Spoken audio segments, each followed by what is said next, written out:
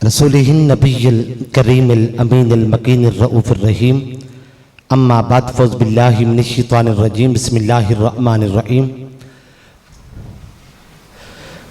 कुल्लु नफ्सिन ज़ाइक़तुल मौत व फ़ी मक़ामिन आख़र कैफ़ तकफ़ुरून बिल्लाहि व कुन्तुम अमवातन फ़अहयाकुम सुम्मा युमीतुकुम सुम्मा युहयीकुम सुम्मा इलैहि तुरजऊन। सदक़ल्लाहु मौलाना अज़ीम व बल्लगना रसूलुहुन नबियुल करीमुल अमीन। इन्नल्लाह व मलाइकतहु युसल्लूना अलन नबी या अय्युहल्लज़ीना आमनू सल्लू अलैहि व सल्लिमू तस्लीमा। तमाम दोस्त मोहब्बत के साथ पढ़िए अस्सलातु वस्सलामु अलैका या सय्यदी या रसूलल्लाह व अला आलिका व अस्हाबिका या सय्यदी या खातमन नबिय्यीन। अस्सलातु वस्सलामु अलैका या सय्यदी या नूरम मिन नूरिल्लाह व अला आलिका व अस्हाबिका या सय्यदी या सय्यदल आलमीन। हम्द व सलात के बाद ज़िवकार सामिन किराम, आज हम सबकी खुशकिस्मती और खुशबख्ती है कि अल्लाह रब्बुल इज़्ज़त ने एक अजीम शान रात में हम सबको जागने का, बैठने का और बेदार होने का मौका फराहम फरमाया। ये अल्लाह पाक की ख़ास तौफीक से ही ऐसा मुमकिन हुआ, बगरना इन सआदत बज़ोरे बाजू नेस्त, ये सआदत हाथ के जोर की नहीं है। ये वो अज़ीम शान रात है जिस रात अल्लाह रब्बुल इज़्ज़त ने कुरान पाक को नाजिल फरमाया। ये वो अज़ीम शान रात है जिसके बारे में अल्लाह पाक का फरमान है लैलतुल क़द्र खैरुम मिन अल्फ़ि शहर, कि ये रात 1000 महीनों से अफजल रात है। और ये वो रात है जिस रात अल्लाह रब्बुल इज़्ज़त ने हमें अज़ीम शान नेमत यानी आज़ादी मुल्क पाकिस्तान की सूरत में अता फरमाई। मुल्क पाकिस्तान की अलहदगी, मुल्क पाकिस्तान का हुसूल 14 अगस्त के दिन नहीं हुआ था, 14 अगस्त की रात थी और ये 27वीं शबे कद्र थी कि जिस रात अल्लाह पाक ने मुल्क पाकिस्तान जैसी अजीम नेमत से हम सबको बहराया फरमाया दिया था। आज की इस रात के हवाले से मैंने जिस आयत करीमा को सरनामा करार दिया वो है कुल्लु नफ्सिन ज़ाइक़तुल मौत। ये वो आयत करीमा है जिसको आप लोग पढ़ते रहते हैं, सुनते रहते हैं और उलमा से, खुतबा से आम तौर पे सुनते हैं। आम तौर पे उलमा जो हैं इस आयत करीमा को सुनाकर डराते हैं मौत से। जो ही आप सुनते हैं तो आप घबरा जाते हैं, भाई आज बयान बहुत ख़तरनाक होने वाला है, बड़े डर का, खौफ का बयान होगा। मगर मैं जब भी इस आयत करीमा को बयान करता हूँ, इसकी तौज़ीह करता हूँ, तशरीह करता हूँ, तो मैं इससे साबित यही करता हूँ कि मौत कोई ऐसी शय नहीं है कि जिससे डरा जाए। मौत डराने वाली या कोई ऐसी शय नहीं कि जिससे डरा जाए। मौत ऐसी शय नहीं है। चंद बातें आज, चूँकि आप जानते रात भी मुख्तसर है, लंगर भी क्या है काफ़ी देर से तैयार है, वो भी आपका मुंतज़िर है और उसके बाद कुछ वक्फा भी हमने करना है, नमाज़ तस्बीह भी बजमात अदा करनी है और उसके साथ साथ क्या उसे कहते हैं फिर सहरी का इंतज़ाम भी वो भी किया जा रहा है, सहरी भी आप लोगों ने यहाँ करनी है। इसलिए चंद बातें आपके कोशिशदार इंतहाई तवज्जो आपकी जो है वो मतलूब है।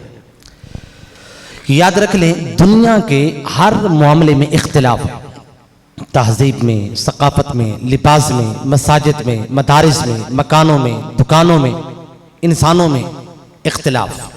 कोई शय ऐसी नहीं जो इख्तिलाफ से क्या हो, मुबर्रा व मुनज़्ज़ा हो। हत्ता कि अल्लाह ताला की ज़ात के बारे में भी क्या है, इख्तिलाफ। अगर हम अल्लाह को एक मानने वाले हैं, कुछ वो भी तो है ना जो अल्लाह को 3 मानने वाले हैं, कुछ वो भी हैं जो अल्लाह को मानते ही नहीं है। आका अलैहिस्सलाम की ज़ात के बारे में भी क्या है, इख्तिलाफ। कुछ लोग नूर मानते हैं, कुछ बशर मानते हैं, कुछ एक आम सा इंसान मानते हैं। आज तक इख्तिलाफात चले आ रहे हैं। कोई एक शय भी मखलूकात की ऐसी नहीं, बेटा छेड़ना नहीं इसको, ऐसी नहीं जो इख्तिलाफ से क्या हो, मुबर्रा व मुनज़्ज़ा हो। मगर इस सारी कायनात में और इस सारी मखलूकात में एक कुलिया अल्लाह पाक ने ज़ाबिता ऐसा भी दिया है जिस पर हर कोई इत्तेफाक करता है। कोई काफिर हो, मुस्लिम हो, गैर मुस्लिम हो, परहेजगार हो, गुनाहगार हो, बदकार हो, जैसा तैसा भी हो, हर कोई कहता है कि भाई ये बात तो बिल्कुल दुरुस्त है। वो कौन सी बात है? वो बात है कुल्लु नफ्सिन ज़ाइक़तुल मौत, कि एक रोज हमने यहां से जाना है। कोई काफिर है वो भी मानता है, मुसलमान है वो भी मानता है, गैर मुस्लिम है वो भी इस बात को मानता है। हर कोई इस बात का क्या है, इतराफ करता है कि एक रोज हमने यहां से कूच करना है, रुखसत हो जाना है और चले जाना है। याद रख लें, किसने चले जाना है? इस ढांचे ने चले जाना है। मौत किसके लिए है? कुल्लु नफ्सिन ज़ाइक़तुल मौत, हर नफ्स के लिए मौत का जायका है। नफ्स किसे कहते हैं? नफ्स के कई मानी, मुतअद्दिद मानी। एक माना नफ्स का होता है, नफ्स कहते हैं जिस्म को, ये जो सर से लेकर पांव तक मुख्तलिफ आज़ा से तश्कील पाने वाला ये जो जिस्म है, जिसको आप महसूस करते हैं, हाथ लगाते हैं, जिसको देखकर आप समझते हैं ये यहां पर क्या मौजूद है, ये जो एक महसूस मुबसर सर की आंख से दिखाई जाने वाली जो चीज है, ये क्या है? जिस्म। इसको अरबी जुबान में कहते हैं नफ्स। अल्लाह पाक ने फरमाया इंसान के लिए मौत नहीं है, मौत तो हर जिस्म के लिए है, मौत इंसान के लिए नहीं। नफ्स का माना क्या है? जिस्म। मौत जिस्म के लिए है। और याद रख लें, ये जो हमारा जिस्म है, मुख्तलिफ आज़ा से तरतीब और तश्कील पाने वाला ये जो एक हुलिया है, एक हयूला है, क्या ये इंसान है? नो। कुरान मजीद कहता है हल अता अलल इंसान हीनुम मिनद दहर लम यकुन शैअम मज़कूरा। ए इंसान, तुझ पर एक ऐसा जमाना गुजर चुका है कि जब तेरे पास ये जिस्म नहीं था। क्या मतलब? कि तू तो था मगर तेरे पास ये ढांचा नहीं था, ये तेरे पास जिस्म नहीं था। पता क्या चला कि जिस्म के बगैर भी इंसान था। जिस्म जो है ये तो इंसान का एक लिबास है, जिस्म तो इंसान की एक शान है, जिस्म तो इंसान का एक परताव है, जिस्म तो इंसान का एक पर्दा है, एक शान है, एक सिफत है। ये इंसान नहीं है। अगर ये इंसान होता तो फिर इंसान इसके बगैर रह ही नहीं सकता।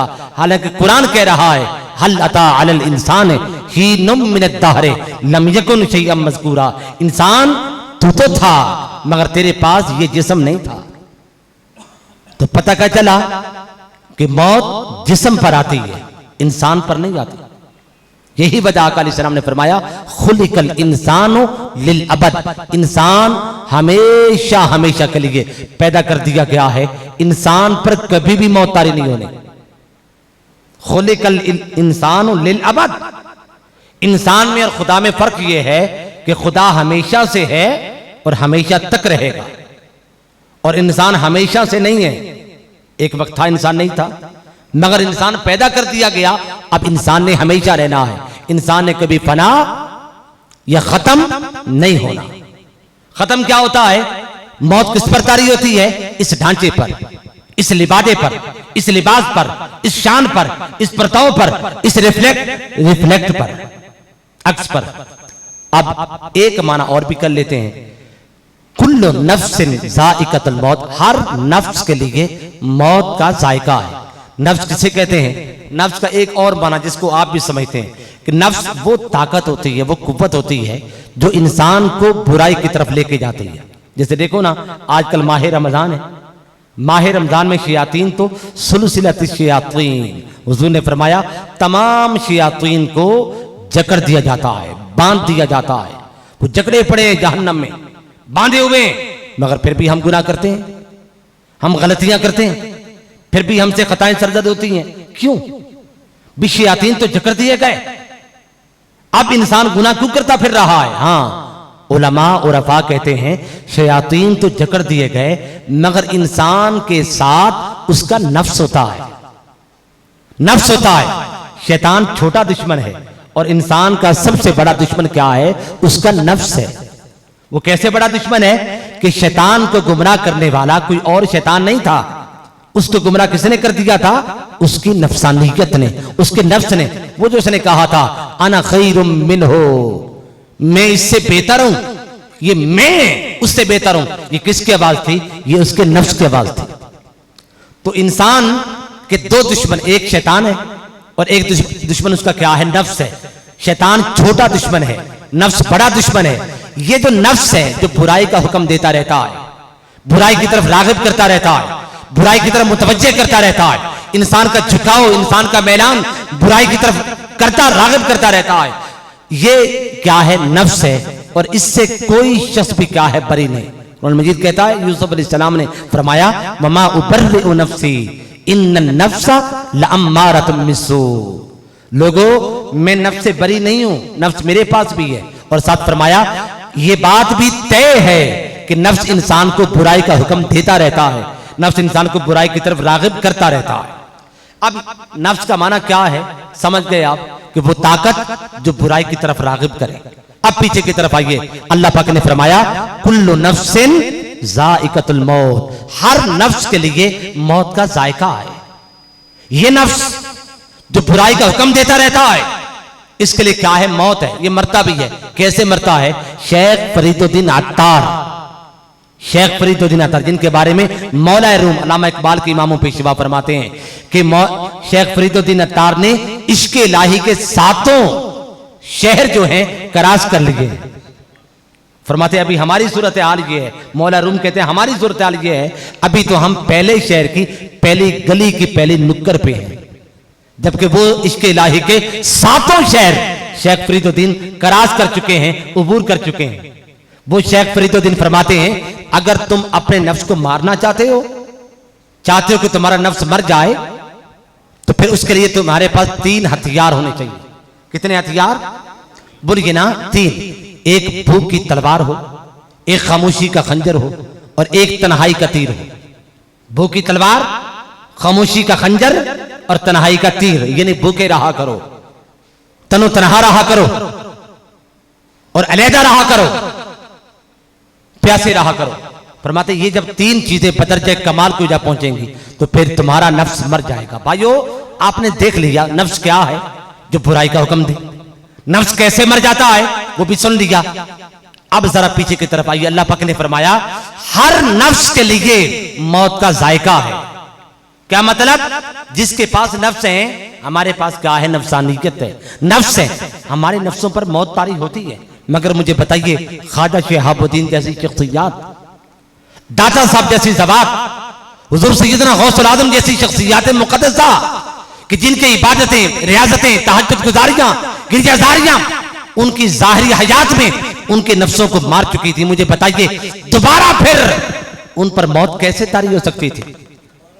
यही वजह है उनके विसाल को मौत नहीं कहा जाता, उनके विसाल को उर्स कहा जाता है कि उस दिन वो मरते नहीं है। उस दिन उनको बनाकर, सजाकर, संवार कर अल्लाह पाक की बारगाह में पेश किया जाता है। बारी ताला, ये तेरा दोस्त आ चुका है, तेरा महबूब आ चुका है। अल्लाह पाक ने क्या फरमाया? कुल्लु नफ्सिन ज़ाइक़तुल मौत। हर नफ्स के लिए मौत नहीं है, क्या है? मौत का जायका है। जायका किसे कहते हैं? सादा सी मिसाल दिया करता हूं। आपको बड़ी सख्त भूख लगी होती है, आपकी वालदा या घर में कोई भी घर का फर्द हंडिया पका रहा होता है, हंडिया जोश मार रही होती है, गोश्त बन रहा है, कोई दाल पकी हुई है, बड़ी जोश मार रही है, आपको अच्छी खुशबू आ रही है। आप क्या करते हैं? थोड़ा सा शोरबा निकालकर अपने हाथ के थैली के ऊपर रखकर ऐसे चाट लेते हैं। तो मुझे बताइए, ये जो आपने जायका लिया, चखा, जायका, क्या इससे आपकी भूख मर गई? आपकी भूख मिट गई? नहीं मिटी। अरे भाइयों, जो जायका भूख को मिटाता नहीं है, वो जायका इंसान को मिटा कैसे सकता है? जिस जायके के साथ भूख नहीं मरती है, उस जायके के साथ इंसान कैसे मर सकता है? फिर मैं सादा सी मिसाल दिया करता हूं।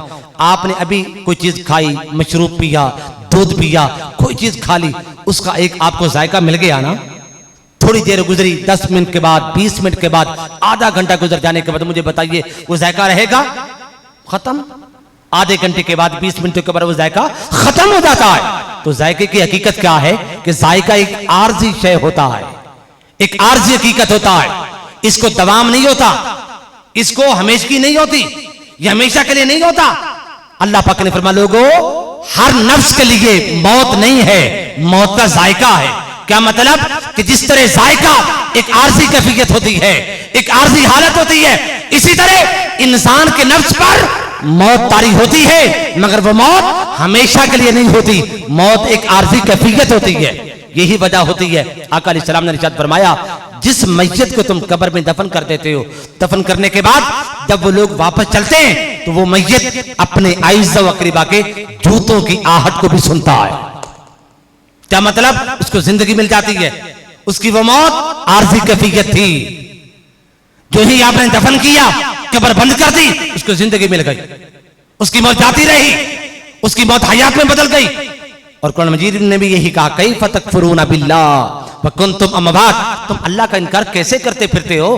कुंतुम अमवात, तुम तो कुछ भी न थे, एक वक्त था हम कुछ भी न थे। फिर क्या हुआ? फअहयाकुम, उसने तुम्हें जिंदगी दी। कौन सी? ये जिंदगी जिसमें आज हम बैठे हैं। फिर क्या होगा? सुम्मा युमीतुकुम, फिर वो तुम्हें मौत देगा।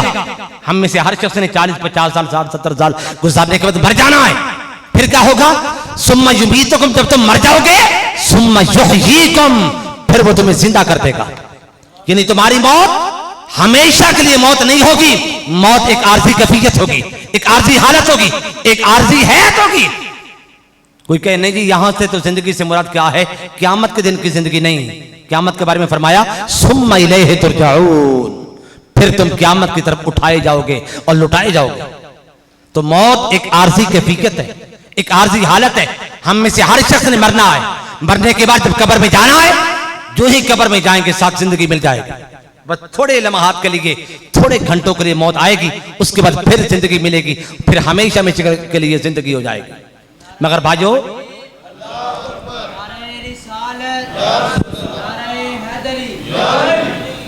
भाइयों, एक आम शख्स की मौत में, हम तो आम ऐरा गैरा लोग हैं, हमारी क्या हैसियत है?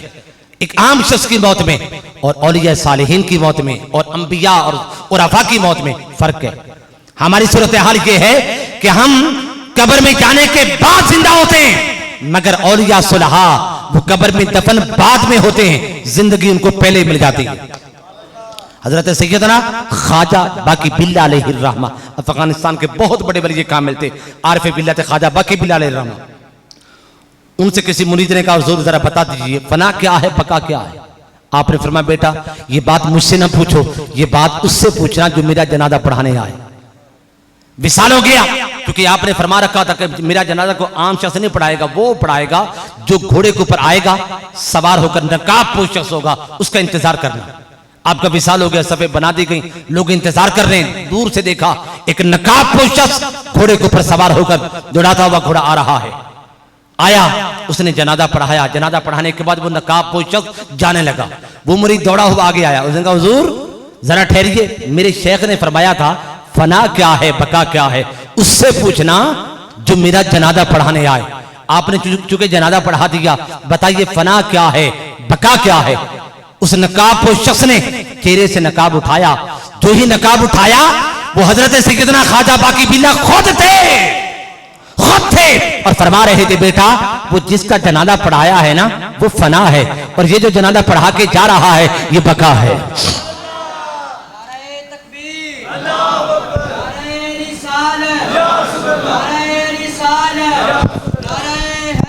ऐरा गैरा जो लोग हैं, वो कब्र में दफन किए जाने के बाद जिंदा होते हैं, मगर खास जो उरफा औलिया सुलहा जो हैं, वो दफन बाद में किए जाते हैं, मगर जिंदगी उनको पहले से मिल जाती है।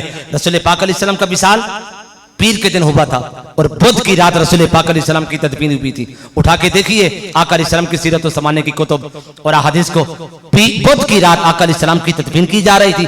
आधी रात के वक्त जब रसूल पाक अलैहिस्सलाम को जो ही आखिरी जो ईंट लगाई जाने लगी, मौला ने शेर खुदा अब्दुल्लाह इब्न अब्बा दीगर सहाबा ने अर्ज की, जरा हम हुजूर का आखिरी बार दीदार करना चाहते हैं।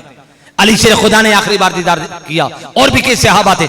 जो ही आका अलैहिस्सलाम को देखा, आखिरी मर्तबा हुजूर के लब हरकत कर रहे थे। दरवाज़े मौत से रसूल पाक अलैहिस्सलाम गुजर चुके थे।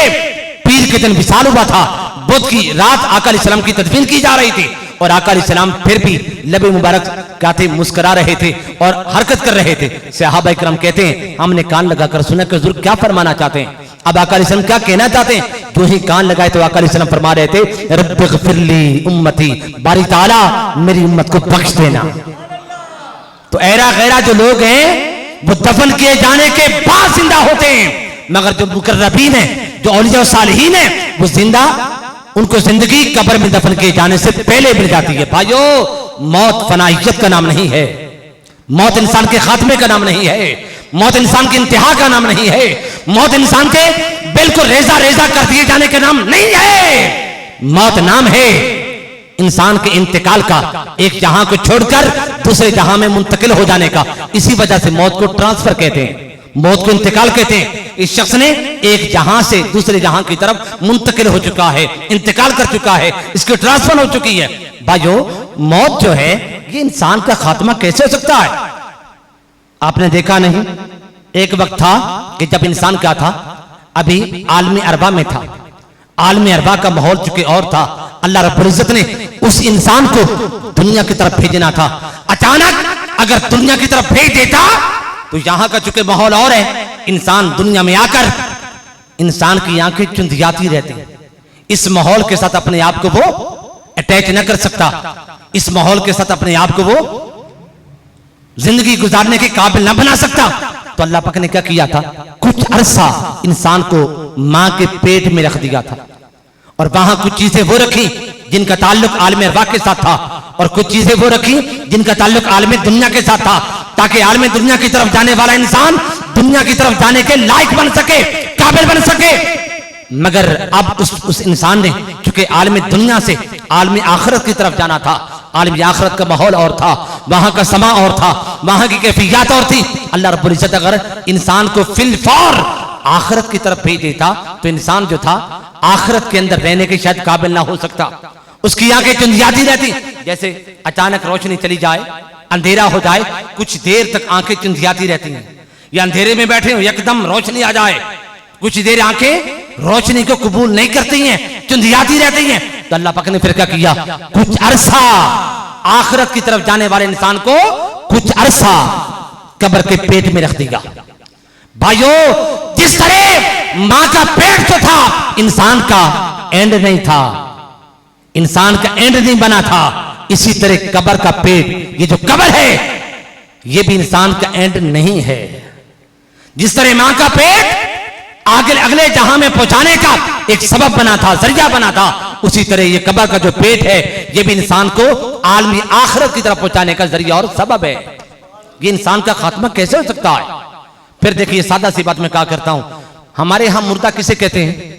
मुर्दा वो है हमारे यहां जिसके अंदर से रूह निकल जाए, उसे कहते हैं ना, जिसके अंदर से रूह मुर्गे ना निकल जाए उसे क्या कहते हैं? मुर्दा। और जिसके अंदर रूह मौजूद हो उसे क्या कहते हैं? जिंदा। ये हमारे यहां तसव्वुर है, अल्लाह पाक के यहां ये तसव्वुर नहीं है। कुरान को उठा के देखिए, आका अलैहिस्सलाम की बारगाह है, बड़े बड़े काफिर उतबा, शैबा, अबू जहल, जमा, बड़े बड़े काफिर आए बैठे हैं, और आका अलैहिस्सलाम उनसे खिताब कर रहे हैं, और हुजूर चाह रहे हैं कि ये लोग मेरे मुसलमान बन जाए, मेरे गुलाम बन जाए। हनीफ साहब चुप कराएं, ये मेरे गुलाम बन जाए। आका अलैहिस्सलाम क्या करते हैं, बार बार उनकी बातें, उनकी बेबाकियां, उनकी गुस्ताखियां भी बर्दाश्त कर रहे हैं। हुजूर तो बर्दाश्त कर रहे थे, लेकिन अल्लाह पाक को बर्दाश्त ना हुई। मेरे मुस्तफा, ये क्या हो रहा है? तेरी गुस्ताखियां हो रही हैं? जी हाँ आका, क्या करूं, बारी ताला क्या करूं, मैं तो चाहता हूं किसी तरह मेरे मुसलमान बन जाए। फरमाया नहीं मेरे मुस्तफा, इन्नका ला तुस्मिल मौता, ये तेरे सामने जिंदा नहीं बैठे, ये मुर्दे हैं, इन मुर्दों तक आपकी आवाज नहीं पहुंच रही, ये मुर्दे हैं। मुझे बताइए, अबू जाहल तो बातें कर रहा था, उतबा और शैबा तो बातें कर रहे थे, वो कहां मुर्दे थे? वो तो जिंदा थे। लेकिन कुरान पाक ने उनको मुर्दा कहा। तो मुर्दा कुरान मजीद की निगाह में कौन हुआ? अगरचे बातें भी करता हो, चलता फिरता भी हो, सारी दुनिया उनको जिंदा कहती रहे, कुरान की निगाह में मुर्दा वो है जो गुस्ताखी मुस्तफा हो, जो गुस्ताखी रिसालत माप का इर्तिकाब करे, दुनिया उसको जिंदा कहती रहे, कुरान उसको मुर्दा कहता है। फिर जिंदा किसे कहते हैं? हजरत सैयद शुहदा मीर हमजा, एक मिसाल दे रहा हूं, उनकी शहादत हो जाती है, उनका सर धड़ से जुदा कर दिया जाता है, उनकी आंतड़ियां निकाल दी जाती हैं, उनका कलेजा निकाल के चबा लिया जाता है, उनके अज़ा काट के बिखेर दिए जाते हैं, और उनके क्या उसे कहते हैं, रूह जिस्म से निकल जाती है। लोग समझते हैं कि शायद ये मुर्दा पड़ा है, सर धड़ से जुदा है, अज़ाब बिखरे पड़े हैं, कलेजा निकाल के चबा लिया गया है, रूह जिस्म से जुदा हो चुकी, लोगों ने समझा कि मुर्दा है। अल्लाह पाक ने फरमाया ला तकूलू लिमन युक्तलु फी सबीलिल्लाहि अमवात बल अहया।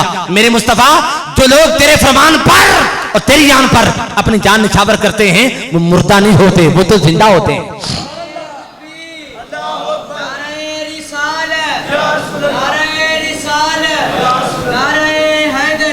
तो गोया मुर्दा वो है जो गुस्ताखे मुस्तफा हो, वो चलता फिरता भी हो, लोग उसको जिंदा भी कहते हो, कुरान उसको मुर्दा कहता है। और जिंदा कुरान की निगाह में वो है जो आशिके मुस्तफा हो, गुलामे मुस्तफा हो, जिसके जिस्म से अगरचे रूह निकल भी जाए, सर धड़ से जुदा भी हो जाए, कलेजा निकाल के चबा भी लिया जाए, दुनिया उसको मुर्दा कहती रहे, कुरान उसको जिंदा कहता है। यही वजह है, ये औलिया कामिलीन, ये सुलहा, ये जुल्गौसुल आजम, ये दाता साहब, ये शाकाने मुस्तफा, ये विसाल भी कर जाते हैं, मगर विसाल कर जाने के बाद भी जिंदगी की अलामत इनमें पाई जा रही होती। कैसे? देखो, जिंदा होने की अलामत क्या होती है? लेन देन करना। हम जिंदा है ना, हम लेन देन करते हैं ना, दुकान के ऊपर जाते हैं, अपने पसंद की चीज लेते हैं, दुकानदार को दुकानदार की पसंद की चीज देते हैं। ये लेन देन क्या है? ये हमारे जिंदा होने की क्या है? अलामत है, शनाख्त है, पहचान है। और ये अलामत और पहचान ये इनके साथ हमारी जारी रहती। कैसे?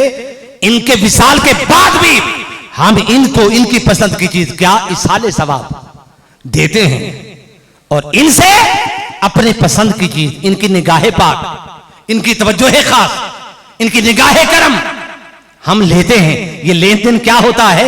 ये इनके जिंदा होने की दलील होती है। और फिर देखिए, बड़ी सादा सी बात करता हूं मैं, शबे मेराज सिदरतुल मुंतहा है, जिब्राइल आका अलैहिस्सलाम के हमरा हैं, अर्ज करते हैं आका बस इसके आगे मैं नहीं जा सकता। इसके आगे क्या है? अल्लाह पाक के अनवार तजल्लियात का बराह रास्त फुरूद हो रहा है। अगर एक बाल की बराबर में मैं आगे बढ़ूं, मैं तो जल जाऊं, मैं नहीं जा सकता, क्योंकि आका मैं आपकी तरह नहीं हूं। आका आप जा सकते हैं, क्योंकि आप मेरे जैसे नहीं हैं। ये जो हमारा अकीदा है कि हुजूर हमारे जैसे नहीं और हम हुजूर जैसे नहीं, ये हमने अपने पास से नहीं बना रखा। ये अकीदा आला हजरत ने नहीं दिया, ये अकीदा हमारे किसी बुजुर्ग ने हमें नहीं दिया। ये अकीदा जिब्रील अमीन का है कि हुजूर हमारे जैसे नहीं और हम हुजूर बुर्गिना जैसे नहीं। मुझे बताइए, जो अकीदा इमाम का होता है वही अकीदा मुक्तदियों का होता या नहीं होता? जो मेरा अकीदा होगा मैं वही अकीदा ट्रांसफर करूंगा अपने मुक्तदियों को कि ये अकीदा होना चाहिए, वही अकीदा मुक्तदियों का बन जाता है। जो अकीदा जिब्राइल का है कि हुजूर हमारे जैसे नहीं और हम हुजूर जैसे नहीं, मुझे बताइए क्या ये अकीदा मिकाइल का नहीं होगा? यही अकीदा मलकुल मौत का नहीं होगा? उनके मुक्तदी हैं, उनका अकीदा भी तो यही अकीदा होगा। एक और बात भी ज़हन नशीन फरमा लें, हम में से कोई शख्स अगर दूर दराज इलाके में चला जाए, अमेरिका चला जाए, अफ्रीका चला जाए, बर्तानिया चला जाए, और वहां जाकर अगर उसको अपना हम इलाका मिल जाए तो कितनी खुशी होती है? होती या नहीं होती? होती है ना। अगर हम इलाका ना भी मिले, कम से कम ये मिल जाए कि ये मेरा हम जुबान है, ये भी उर्दू जानता है, मैं भी उर्दू जानता हूं, फिर भी खुशी होती है, दिल चाहता है गपशप लगाने को। और अगर हम जुबान भी ना मिले, हम इलाका भी ना मिले, कम से कम हम अकीदा मिल जाए, हम मसलक मिल जाए कि ये भी हुजूर को अपने जैसा नहीं समझता और मैं भी हुजूर को अपने जैसा नहीं समझता, ये भी अपनी तरह आका अलैहिस्सलाम को नहीं समझता, मैं भी अपनी तरह आका अलैहिस्सलाम को नहीं समझता, तो फिर भी तो खुशी होती है ना।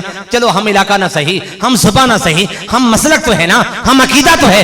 दिल चाहता है उसके साथ टाइम गुजारने को, दिल चाहता है उसके साथ गपशप लगाने को। अब जरा इन दोनों बातों को सुन लिया, समझ लिया, पीछे की तरफ आइए। मलकुल मौत चौथे आसमां पे रहते हैं, और चौथे आसमां से जब वो दुनिया की तरफ आते हैं, पाकिस्तान में आते हैं, फिर चुईया वाला मोड़ पे आते हैं, और आकर किसी सही उल अकीदा जो आका अलैहिस्सलाम की जात के बारे में ये अकीदा रखता है कि मेरे आका मेरे जैसे नहीं है और मैं हुजूर जैसा नहीं हूं, जब उसके पास आते होंगे, मुझे बताइए उनका दिल चाहता होगा ना कि चलो मेरा हम इलाका ना सही, हम जुबान ना सही, मैं तो अरबी बोलने वाला और ये पंजाबी बोलने वाला, हम जुबान ना सही, हम इलाका ना सही, मैं तो चौथे आसमां का बशिंदा और ये मुल्क पाकिस्तान और दुनिया में मोड़ कर रहने वाला, और बाजी मेरा हम इलाका ना सही, हम जुबान ना सही, लेकिन हम अकीदा तो है ना। इसका अकीदा मेरे इमाम के अकीदे की तरह है। मेरा इमाम भी कहता है हुजूर हमारे जैसे नहीं और हम हुजूर जैसे नहीं, और ये भी यही कहता है कि हुजूर हमारे जैसे नहीं, हम हुजूर जैसे नहीं। मुझे बताइए मलकुल मौत को खुशी नहीं होती होगी? और बताइए ना, मलकुल मौत को खुशी नहीं होती होगी, उसका दिल नहीं चाहता होगा इसके साथ टाइम गुजारें, जरा वक्त गुजारें, इसके साथ बैठ के गपशप लगाएं, दिल चाहता होगा, मगर अल्लाह पाक की तरफ से आर्डर आता होगा, मलकुल मौत इसका टाइम खत्म हो चुका, इसकी रूह फिलफौर कब्ज कर। अब मलकुल मौत प्यार भी करना चाहते हैं और रूह भी कब्ज करना चाहते, फिर क्या करते होंगे, चलो गपशप ना लगा सका, टाइम ना गुजार सका, कुछ देर बैठ ना सका, चलो ये तो कर सकता हूं ना कि इसकी रूह प्यार के साथ कब्ज करता हूं, प्यार के साथ कब्ज करता हूं। फिर मलकुल मौत उसकी रूह प्यार के साथ कब्ज करते हैं। यही वजह होती है, आप देखते हैं एक बंदा बेचारा नशई होता है, गुनाहगार होता है, बदकार होता है, बदकिरदार होता है, बेनवाजी होता है, लेकिन चूंकि हुजूर की जात के बारे में उसका अकीदा अच्छा होता है, मरने के बाद उसके चेहरे पर हशाशत होती है, बशाशत होती है, खुशी के आसार होते हैं। क्यों ना हो, इसलिए कि मलकुल मौत ने उसके साथ प्यार जो कर दिया है, प्यार जो कर दिया है। और दूसरी तरफ वो शख्स जो बदअकीदा होता है, बदमज़हब होता है, जो कहता है हुजूर तो हमारी तरह इंसान थे, वो तो मर के मिट्टी हो चुके, उनके पास क्या फजीलत, हुजूर से ज्यादा तो शैतान भी जानता है, हुजूर तो क़यामत के दिन हुजूर को अपनी पड़ी होगी। जो आका अलैहिस्सलाम को अपनी तरह समझता है और अपने आप को हुजूर की तरह समझता है, जब मलकुल मौत उसके पास आता है, कहते हैं अच्छा ये बदअकीदा जो है मेरे आका को अपनी तरह समझता है और अपने आप को हुजूर की तरह समझता है। मलकुल मौत गुस्से का इजहार करते हैं और गुस्से का इजहार करके जो ही खतरनाक तरीके से उसकी तरफ देखते हैं, उस मरने वाले की रूह बाद में निकलती है, आंखें पहले बाहर आ जाती हैं, जुबान पहले बाहर आ जाती है। यही वजह है आप देखते हैं बड़े बड़े परहेजगार लोग होते हैं, इबादत गुजार होते हैं, मगर चूंकि होते बदअकीदा हैं, मरने के बाद वो देखने के या दिखाए जाने के लायक नहीं होते। वो दिखाए जाने के लायक कैसे बने, क्योंकि मलकुल मौत ने उसके साथ मोहब्बत, गुस्से का इजहार जो कर दिया है, मोहब्बत जो ने की है। भाइयों अगर चाहते हो मौत के वक्त मलकुल मौत हमारे साथ प्यार करे, हमारी रूह प्यार के साथ कब्ज करे, तो फिर हुजूर के आशिक बनो, आका अलैहिस्सलाम के दीवाने बनो, हुजूर की जात के बारे में अपना अकीदा दुरुस्त करो। और फिर आप, बड़ी सादा सी बात है, आप देखते रहते हैं, खा कोई बदअकीदा हो, खा कोई अच्छा अकीदे वाला हो, हर शख्स जब भी अपने किसी अजीज को दफन करता है तो दफन करते हुए क्या करता है, 3 गिरों में से सर वाली गिरा को खोल देता है। खोलता या नहीं खोलता? आप देखते रहते हैं ना, किसी भी मसला का कोई शख्स हो, जो भी मुसलमान हो, अपने आप को मुसलमान कहलवाने वाला, वो क्या करता है, दफन करते वक्त अपने उस अजीज के सर वाली जो गिरा है खुलवा देता है या खोल देता है। आप पूछ लें भी क्यों खोलते हैं, ये सर वाली गिरा खोल दी, इसने क्या करना था, यहां से पांव वाली गिरा खोली नहीं है, कमर वाली गिरा खोली नहीं है आपने, ये सर वाली गिरा क्यों खुलवा दी? हाँ, वो आगे से अगर ये कहे, वो चूंकि जी मुनकर नकीरों ने आना होता है, सवालात करने होते हैं, उनके लिए ताकि आसानी हो जाए। मुनकर नकीरों के लिए तो जमीन पर्दा नहीं होती, वो तो जमीन को ऐसे हाथ मारते, जमीन को चीर फाड़ देते हैं, उनके लिए कफन पर्दा कैसे बन सकता है? तो क्या इसलिए वो सर वाली गिरा खोली जाती है कि आका अलैहिस्सलाम ने आना होता है? अरे मुनकर नकीर आका अलैहिस्सलाम के गुलामों के गुलाम है, जब उनके लिए जमीन पर्दा नहीं है, कफन पर्दा नहीं है, आका अलैहिस्सलाम के लिए पर्दा कैसे बन सकता है? जब मुनकर नकीर उसको पर्दे के साथ, जमीन के साथ देख सकते हैं, आका अलैहिस्सलाम कैसे नहीं देख सकते थे? तो फिर सर वाली गिरा क्यों खोली जाती है, सर से वो पट्टी क्यों खोल दी जाती है? हाँ, इसलिए ये कब्र वाले अभी अभी तेरे पास आका अलैहिस्सलाम आएंगे, वो तो तुझे पर्दे के साथ भी देख लेंगे, लेकिन तू उनको पर्दे के साथ देख नहीं सकेगा। सर वाली गिरा हम खोल रहे हैं, जो ही आका अलैहिस्सलाम आए, चेहरे से नकाब उठाकर हुजूर को देख लेना। और फिर क्या होता है, हदीस से बात में आता है, जो ही वो मुनकर नकीर उसके पास आते हैं, 3 सवालात करते। कौन से? मर रब्बुक, तेरा रब कौन है? मा दीनुक, तेरा दीन कौन सा है? मुझे बताइए, ये सवाल करने की जरूरत क्या थी? ये सवाल क्यों किए जाते हैं? ये दोनों दावे किए जाते हैं। मर रब्बुक, तेरा रब कौन? वो कहता है अल्लाहु रब्बी, मेरा रब अल्लाह है। अल्लाह फरमाता फरिश्तों फिर इससे पूछो, तूने जो कहा कि मेरा रब अल्लाह है, मेरी रबूबियत को तूने किस दीन की बिना पर पहचाना? मेरा अल्लाह होना किस दीन की बिना पर तूने जाना?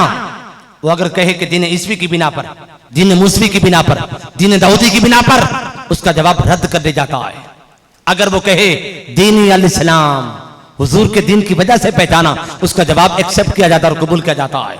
जिस तरह हुजूर की नबूवत और रिसालत ने सारे अंबिया की नबूवतों और रिसालतों को मंसूख कर दिया है, उसी तरह मुस्तफा अलैहिस्सलाम की शरीयत ने और मुस्तफा अलैहिस्सलाम के दीन ने तमाम अदियान को भी मंसूख कर दिया है। कोई कहे कि दीन दाऊदी की बिना पर मैंने अल्लाह का अल्लाह होना पहचाना, अल्लाह कहता रद्द कर दो, इसका जवाब काबिल कबूल नहीं है।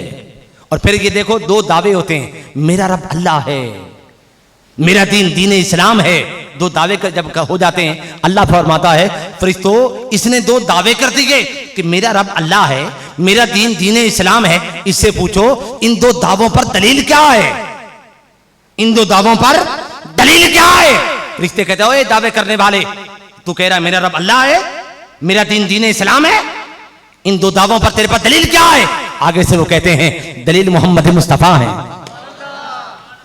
अगर वो दलील हुजूर की जात को पेश करता है, उसके दोनों जवाब क्या हैं, काबिल कबूल होते हैं। और अगर हुजूर की जात को दलील के तौर पर पेश नहीं कर सकता, उसके दोनों दावे भी रद्द कर दिए जाते हैं। और फिर यहां एक और बात देखो, उसने रब रब भी कहा, मेरा रब अल्लाह है, अल्लाह मेरा रब है, रब रब भी करता रहा।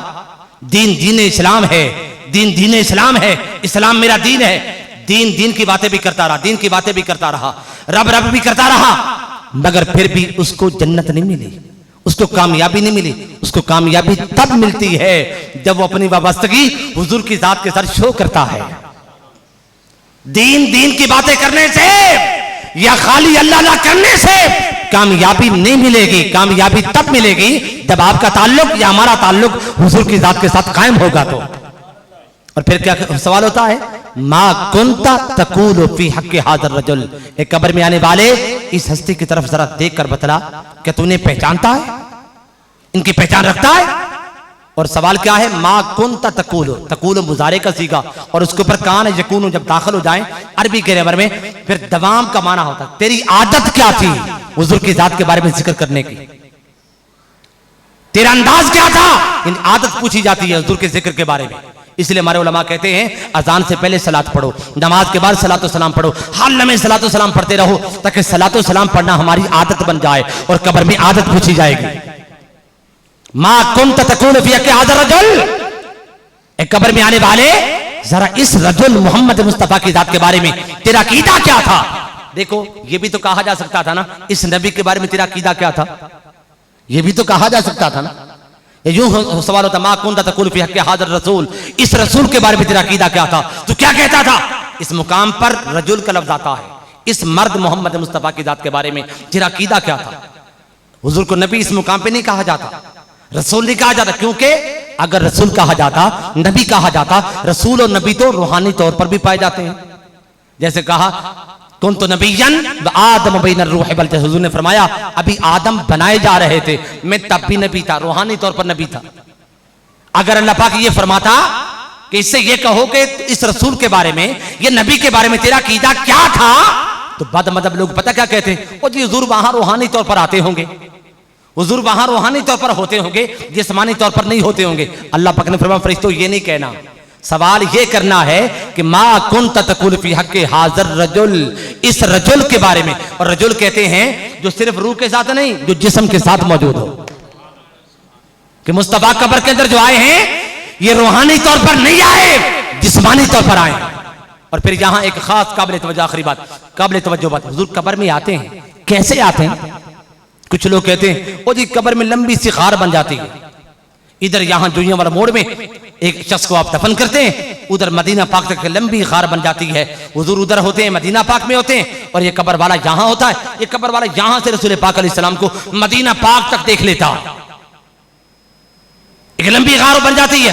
और कुछ लोग कहते नहीं ऐसी बात नहीं होती, बल्कि जमीन सुकड़ जाती है, जमीन सिमट जाती है, और एक इधर रसूल पाक होते हैं, इधर ये कब्र वाला होता है, तो फिर इधर से रसूल पाक अलैहिस्सलाम को ये देख लेता है। कुछ लोग ये कहते हैं, मगर हम ये कहते हैं नादानो, तुम जमीन का सुकड़ना भी मानते हो कि जमीन सुकड़ जाती है, जमीन सिमट जाती है, जमीन की ताकत को भी मान रहे हो, और कब्र वाले की आंख की ताकत को भी मान रहे हो कि वो यहां होकर मदीना पाक में मुस्तफा अलैहिस्सलाम को देख लेता है। अरे नादानो, मुस्तफा का कसूर क्या है, मुस्तफा का जुर्म क्या है। जमीन की ताकत को भी मान रहे हो, मरने वाले की ताकत को भी मानते हो, मुस्तफा की ताकत क्यों नहीं मानते। हकीकत यह है ना गार बनती है, ना जमीन सिमटती है। क्या होता है, मुस्तफा खुद आते भी हैं, मुस्तफा खुद जाते भी हैं। और ये एक लम्हे के अंदर मुस्तफा इतने जगहों पर कैसे आ जाते हैं, उसी तरह आ जाते हैं जैसे मलकुल मौत एक वक्त में कई लोगों की रूहें कब्ज कर लेता है। मलकुल मौत तो जुर्के गुलामों का गुलाम है, एक वक्त में। और जी नहीं, रसूल पाक नहीं आते। कुछ लोग कहते हैं हुजूर तो कब्र के अंदर नहीं जाते, कब्र में हुजूर की छवि आ जाती, तस्वीर आ जाती है। आइए जरा हदीस को उठा के देखिए, आका अलैहिस्सलाम ने फरमाया जो ही उनका नबी उनके सामने आता है तो फिर क्या होता है, कब्र वाला हुजूर को पहचान के कहता है हाज़ा नबीयुना, फरिश्तों ये तो हमारे नबी हमारे सामने आ चुके हैं। मुझे पता, चलो हम तो भूल सकते हैं, हम तो निकम्मे नकारे लोग हैं। क्या अबू बकर सिद्दीक भी भूल गए थे? क्या हजरत उमर भूल गए थे? क्या मौला अली शेर खुदा भूल गए थे जो ये कह रहे थे हाज़ा नबीयुना, ये हमारे नबी हैं? अरे अगर हुजूर की तस्वीर होती या शबी होती आगे से, फिर वो ये कहते हाज़ा शबी हो नबीना, ये हमारे नबी की तस्वीर है, ये हमारे नबी की शबी है। नहीं, तमाम हदीस को उठा के देखिए, हुजूर फरमाते हैं कब्र वाला जब हुजूर को पहचान लेता है आगे से कहता हाज़ा नबीयुना, ये हमारे नबी हैं, ये हमारे आका हैं, ये हमारे रसूल हैं। तो ये जवाब दिया जाना दलील होता है हुजूर की वहां शबी नहीं आती, हुजूर की तस्वीर नहीं आती, हुजूर खुद आते हैं। और आखिरी बात, किस किस की कब्र में आते हैं? किस किस की कब्र में आते हैं? हर एक की कब्र में आते हैं। वो काफिर हो उसकी कब्र के अंदर भी आते हैं, मुस्लिम हो उसकी कब्र के अंदर भी आते हैं, गुनहगार हो उसकी कब्र के अंदर भी आते हैं, परहेजगार हो उसकी कब्र के अंदर भी आते हैं। अच्छा, जो नबी काफिरों की कब्र में आ जाता है, क्या वो मोमिनों की महफिल के अंदर नहीं आता होगा? मुझे बताइए, जो नबी काफिरों की कब्रों में आता फिर रहा है, क्या वो मोमिनों की मुसलमानों की महफिल के अंदर नहीं आता होगा? और फिर देखिए, कब्र में आना आसान काम मुश्किल काम है, ये महफिल में आना मुश्किल काम है। और कब्र में कैसे आना है? जमीन के अंदर से गुजरते गुजरते गुजरते गुजरते उस कब्र तक जा पहुंचना कितना मुश्किल काम। और महफिल में आना कैसे? जमीन के ऊपर से घोड़ा दौड़ाते दौड़ाते दौड़ाते महफिल के अंदर आ पहुंचना। तो कब्र में आना मुश्किल काम और महफिल मिलाद में आना आसान काम। जो नबी खैरों के लिए मुश्किल काम कर गुजरता है, क्या वो नबी अपनों के लिए आसान काम नहीं करता होगा? और फिर अच्छा जी, महफिल मिलाद में जब आते हैं तो नजर क्यों नहीं आते, दिखाई नहीं देते? कब्र में आते तो दिखाई देते हैं, महफिल मिलाद में जब आते हैं तो नजर क्यों नहीं आते? हाँ, महफिल मिलाद में आकर नजर नहीं आते इम्तिहान के लिए, और कब्र में आकर दिखाई देना यह भी इम्तिहान की खातिर ऐसा होता है। और जी कैसा इम्तिहान होता है? कब्र में आते हैं, कब्र में आते हैं दिखाई देते हैं, और महफिल में आते हैं दिखाई नहीं देते। महफिल में आकर दिखाई क्यों नहीं देते? देखें तो सही, बिन देखे हमें मानता भी है या कि नहीं? बिन देखे हमें मानता भी है कि नहीं? हमारी शानों को मानता भी है या कि नहीं? हमें मानता भी है या कि नहीं? मगर कब्र में आकर दिखाई देते हैं कि देखे तो सही, ये हमें पहचानता भी है या कि नहीं? पहचानता भी है या कि नहीं? तो कब्र में आकर दिखाई देना यह भी इम्तिहान की खातिर होता है, और महफिल मिलाद में आकर दिखाई ना देना यह भी इम्तिहान की खातिर होता है। भाइयों, मौत फनाइयत का नाम नहीं है। मौत कोई ऐसी शय नहीं कि जिससे डरा जाए, जिससे घबराया जाए। देखो, लोग लाखों रुपए खर्च करते हैं ना, मदीना पक जाते हैं, लाखों रुपए खर्च करके जाते हैं, क्या करते हैं? हुजूर को देखते हैं? नहीं, वो तो बहुत कम लोग होते हैं जिनके लिए रसूल पाक अलैहिस्सलाम का जलवा करा दे जाता है, या हुजूर के लिए पर्दा, हुजूर के चेहरे अनवर से पर्दा उठा दे जाता है। बहुत कम ऐसे लोग होते हैं, मगर ज्यादातर लोग लाखों रुपया खर्च करके गुंबद खजरा को देख के वापस आ जाते हैं। ऐसा होता या नहीं होता? गुंबद खजरा को देखते हैं ना, लाखों रुपया खर्च करते हैं, मगर सिर्फ गुंबद खजरा को देखा वापस आ गए। मगर भाइयों, मौत मोमिन के लिए, हुजूर के गुलामों के लिए एक ऐसा अजीम तोहफा है और एक ऐसा अजीब तोहफा है, इस पर खर्च भी नहीं होता। इधर साथ मरता है एक मोमिन, इधर साथ ही गुंबद खजरा की नहीं, मुस्तफा की ज़ियारत करा दी जाती है। उधर शख्स लाखों रुपया खर्च करके दिक्कतें उठाता है, सफर करता है, मुश्किलात उठाता है, मगर फिर भी मुस्तफा को देख नहीं सकता है। इधर कोई मुश्किल भी नहीं आती, इधर मरता है, मरने के साथ ही रसूल पाक अलैहिस्सलाम की ज़ियारत हो जाती है। मोमिन के लिए मौत परेशानी नहीं है, मोमिन के लिए मौत खुशी और शादमानी का बायस है, खुशी का बायस है। अरे मौत से तो वो डरे जो गुस्ताखे मुस्तफा हो, जो गद्दारे मुस्तफा हो, जो हुजूर का आशिक हो, हुजूर का दीवाना हो, हुजूर का चाहने वाला हो, उससे मौत का काहे का डर? यही वजह थी, हजरत बिलाल का वक्त विसाल आया, हंसने लग गए, मुस्कुराने लगे। आपकी ज़ौजा, आपकी अहलिया मोहतरमा रोने लगी कि आप जा रहे हैं, मेरा क्या बनेगा? आपने फरमाया रोने का ये टाइम नहीं है, ये वक्त तो हंसने का है, मुस्कुराने का है। ज़ौजा ने पूछा वो कैसे? आपने कहा तुम्हें पता नहीं, अभी थोड़ी देर के बाद मुझे मुस्तफा की ज़ियारत हो जाएगी, हुजूर से मेरी मुलाकात हो जाएगी। इसलिए मौत से न डरा करें, अल्लाह से डरा करें। हुजूर ने फरमाया जो अल्लाह से डरता है सारी मखलूकात उससे डरती है, और जो मखलूकात से डरता है फिर सारी मखलूकात उसे डराती है। आज की रात अल्लाह से डरने की रात है, तौबा की रात है, गिरियाजारी की रात है, आहुजारी की रात है, और तज़र्रुअ इनकिसारी की रात है, और अपने आप को अल्लाह के सामने पेश कर देने की रात है। अल्लाह ताला से दुआ है, अल्लाह तबारक व तआला हम सबको हुजूर की मोहब्बत और मारिफत का नूर अता